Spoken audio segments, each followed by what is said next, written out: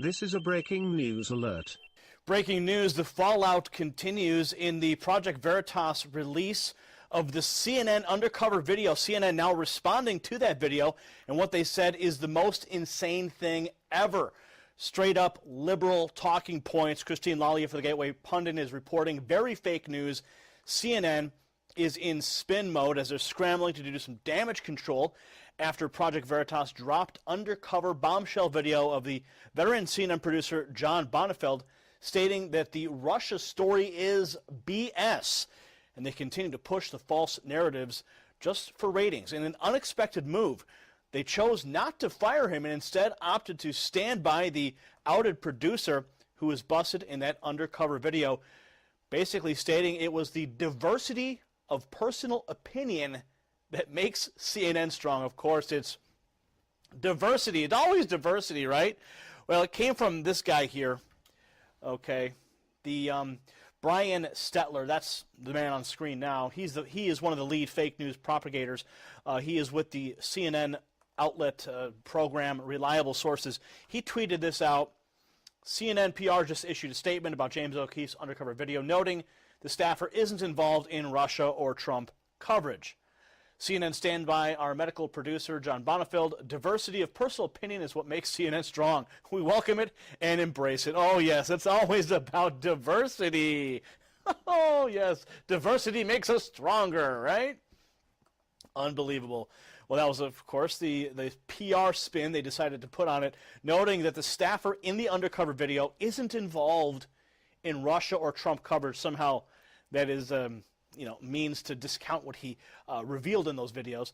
Certainly a poor attempt to spin the matter. Stetler and the other defenders of the fake news outlet CNN attempted to divert attention to the current focus of Bonifeld as a medical segment producer, despite his admission of attending staff meetings with the CNN CEO Jeff Zucker, who provided network guidance to focus on Russia coverage for ratings. Bonifeld laughed off the notion that the media has an ethical responsibility and said it's business. They got to do what they got to do to make money. Now, James O'Keefe and Project Veritas have promised there is more video to come, more revelations in their American Pravda series. It's doubtful, though, that whatever dumps next, well, that CNN will be able to spin this as a celebration of diversity. Comment below, subscribe for updates. If you like what we're doing here at the Next News Network, go ahead and give us a thumbs up and make sure you blast this on your social media. Take action against the fake news outlets. Take action against the fake news propagators here, because that is how we win every single day. Clinton political operatives talking about stirring up trouble and provoking violence at Trump rallies. The video comes from Project Veritas brainchild James O'Keefe, who's got a less than stellar reputation for accuracy. However, some of the things you'll hear on the tape are certainly hard to ignore. Enough we're learning for one person to be fired so far, another to resign. A lot of questions being asked about the recording. Senior investigative correspondent Drew Griffin tonight has the story. The undercover videos produced by discredited conservative activist James O'Keefe suggest it was Democratic operatives, hired political activists, working in coordination with the DNC to instigate violence and incite reactions at Trump rallies. And in one of the undercover videos, Scott Fovel, a subcontractor for a DNC-hired firm called Democracy Partners, supposedly explains just how he does it. The script. Okay. The script of engagement. Sometimes the crazies bite, and sometimes the crazies don't bite. When they're outside the rally, they're more affected out. They're harder to get in. The media will cover it no matter where it happens. I assume it's always in the rally. Initiating the conflict by having leading conversations with people who are naturally psychotic. I mean, honestly, it is not hard to get some of these assholes to pop off. Right. It's a matter of showing up to want to get into the rally in a Planned Parenthood t-shirt, or, Trump is a Nazi. You can message to draw them out and draw them to punch you. According to the undercover videos, it was this man the Democratic National Committee turned to organize the work. Bob Kramer is the husband of Illinois Congresswoman Jan Schakowsky. He's part of a group called Democracy Partners, and he too was caught on undercover video, here explaining how he was hired by the Democratic National Committee to stage counter-demonstrations and press conferences wherever the Trump campaign showed up. Wherever Trump and Pence are going to be, we have events. Okay. And we have a whole team across the country that does that. Both consultants and people from the Democratic Party and the Democratic Party apparatus and people from the campaign, the Clinton campaign. My role with the campaign is to manage all that. Kramer stepped down from the campaign today and announced his subcontractor, Scott Fovel, was no longer working for his firm. Both the DNC and the Clinton campaign deny any coordination with anything involving the incitement of violence. Kramer himself told CNN his former contractors were committing barroom talk, insisting none of what is being described by Fovel ever actually happened.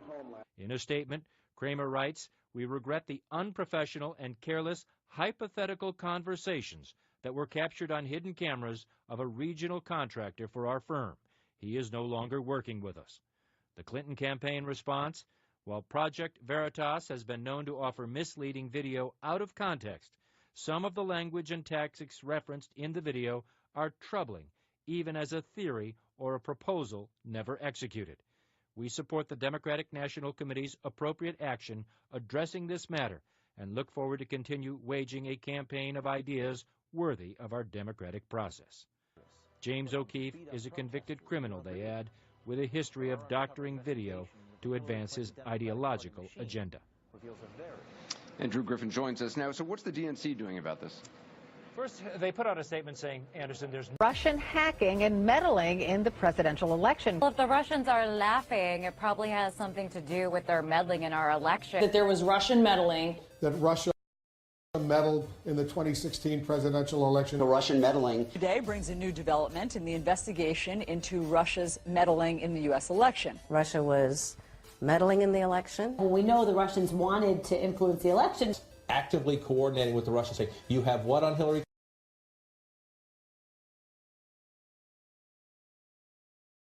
Clinton? You hacked what? Could you release that here, here? Vladimir Putin was directing attacks to hurt Hillary Clinton. Donald Trump, who openly egged on the Russians to hack Hillary Clinton's emails. This effort was to undermine Hillary Clinton and to ultimately favor Donald Trump. Russian WikiLeaks raised doubts in the minds of people who were inclined to vote for me. There are legions of paid trolls and Russian propaganda.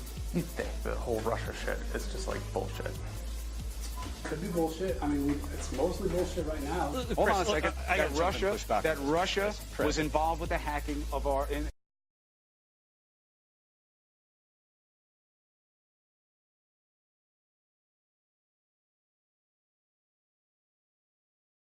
That took place during our elections. Just help hack U.S. elections. This is what Russia does. I'm trying to get you to see Russia for what it is.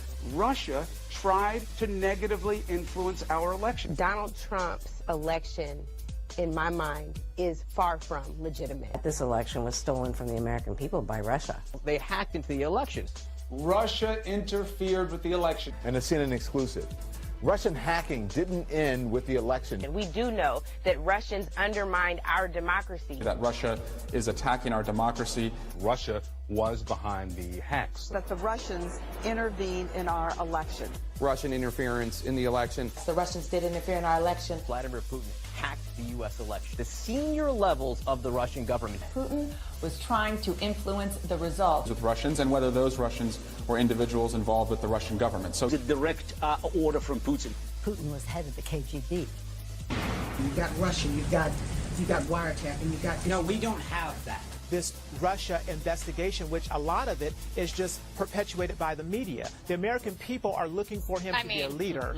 Come on. And that's what he'll do. Come on, Paris. I mean, perpetuated by the media. Democrats are going to ask me, and even some Republicans are going to ask me about the Russia investigation. This Russia story. All this happening just as the Russian investigation is heating up. Over the constant cycle of crisis over the Russia investigation. For the Russian investigation? The Russian investigation. There is an FBI investigation. Yeah. But it's about Russia. Given the cloud of this Russia investigation, The Russia investigation. Allison, I realize that we just like to say the word Russia, Russia to mislead the voters, and I know that CNN is aiding and abetting this nonsense as well, but you've asked them the same. the Russia investigation, it so clearly is not going away. I mean, Everybody wants to know, was there collusion between anybody in Trump world and the Russians? Collusion between Trump associates and Russians during the election. Collusion among members of the Trump campaign, between Trump campaign advisors and Russians known to U.S. intelligence. On your network, you always want to talk about Russia, Russia, Russia. Communication with Russia.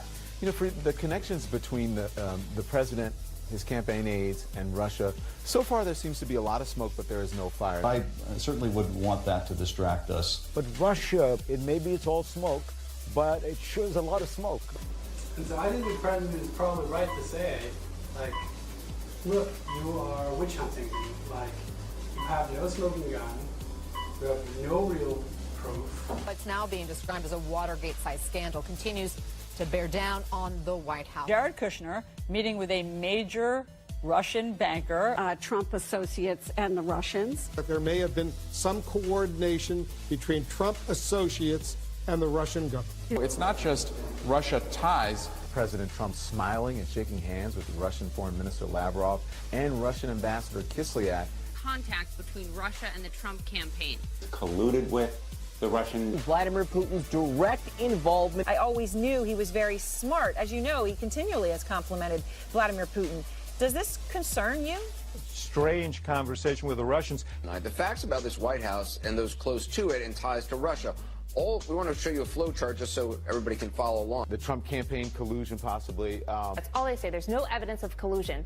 Well, I don't know what the legal standard for collusion is. Investigation into possible collusion with Russia by the Trump team. Donald Trump actually inviting Russian officials into his Oval Office? Why is he so nice to the Russians?